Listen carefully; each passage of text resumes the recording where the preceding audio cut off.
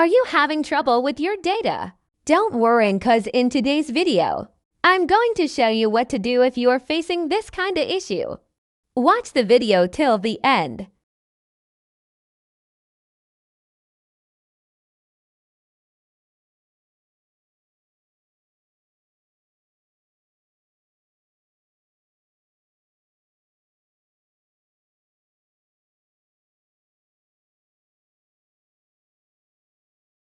Open Settings. Click on Cellular.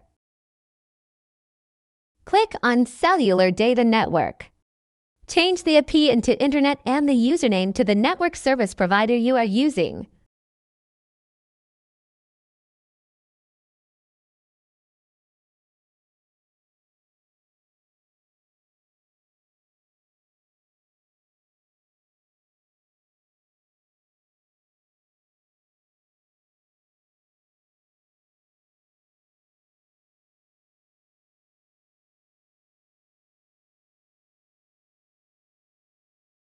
Now you are free to go. Thanks for watching. Don't forget to subscribe, like, and also leave a comment if you are still facing the same issue.